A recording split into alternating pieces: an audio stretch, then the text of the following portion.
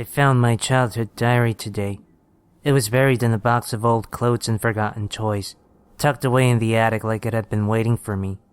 The cover was faded pink, the edges curled from time, and my name was still there in glittery gel pen, half rubbed off but unmistakably mine. I hadn't seen it in over 15 years.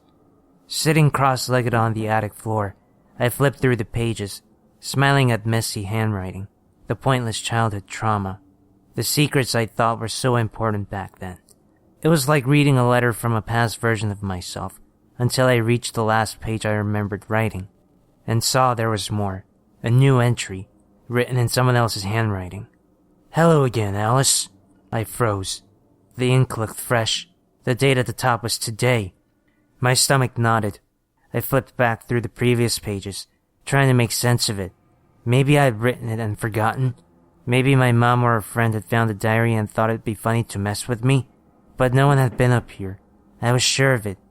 Still, I closed the diary and laughed to myself. I was just being ridiculous. It was probably an old note I'd written in a different pen, and my brain was playing tricks on me.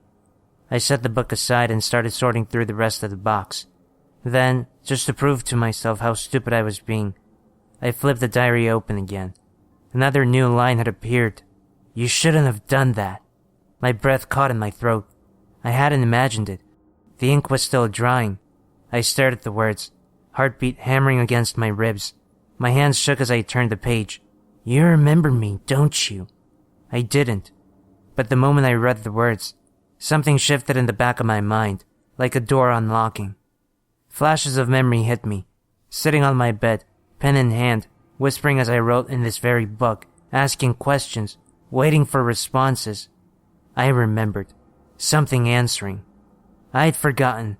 Or maybe I had been made to forget.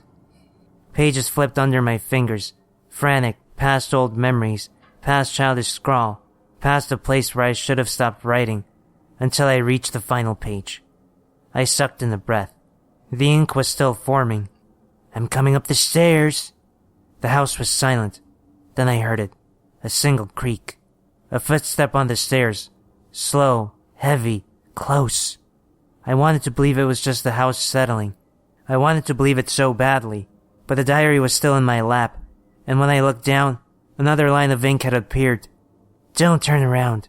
And then warm breath against my ear. A whisper. "You found me." I couldn't move. Every muscle in my body locked as the words sank in, as I felt the breath on my neck. It was real. Someone was behind me. No, not someone. Something. The diary trembled in my hands. My breath came in quick, panicked bursts. My skin crawling with the unbearable awareness that I wasn't alone. I squeezed my eyes shut, willing myself not to turn around, not to look, not to acknowledge it. But somehow, deep inside, I knew that if I did, it would mean something far worse than just seeing it. I could hear it now. Breathing, slow, deliberate, right against my ear, like it was waiting for me to react, like it was enjoying this. The diary warmed in my lap, the pages rustling as if a breeze had passed through the attic. Another line appeared.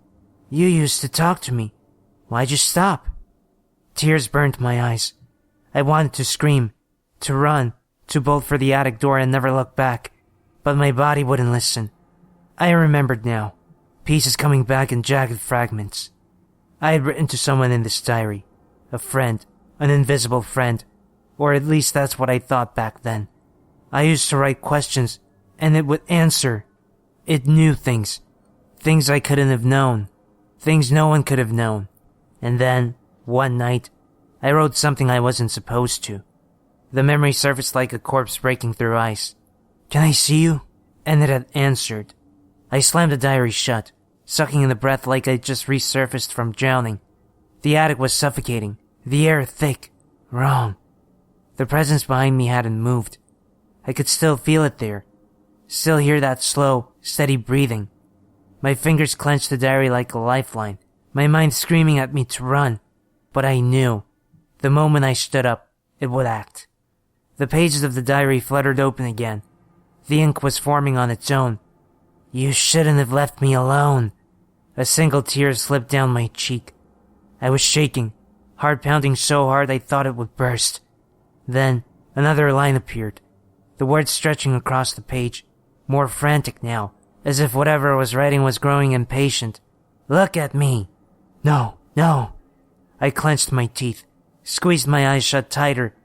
It was so close now. I could feel something brushing my hair, the weight of its presence pressing against my back. It wanted me to turn around. It needed me to acknowledge it. Another line appeared, hurried, almost desperate. You can't ignore me forever. I thought of my childhood self, scribbling away in this diary, laughing at the strange answers that appeared. I thought of how excited I'd been to have a friend no one else could see, and I thought of the night I had stopped writing, when I had woken to find words appearing on their own, without me asking, telling me things, warning me, begging me not to stop, and I had ignored it. Something moved behind me, a shift in the air, a whisper of fabric, and then a hand pressed against my shoulder. Cold, too long, wrong. I broke. With a ragged scream, I flung the diary away, bolted to my feet and ran. I didn't look back. I didn't stop.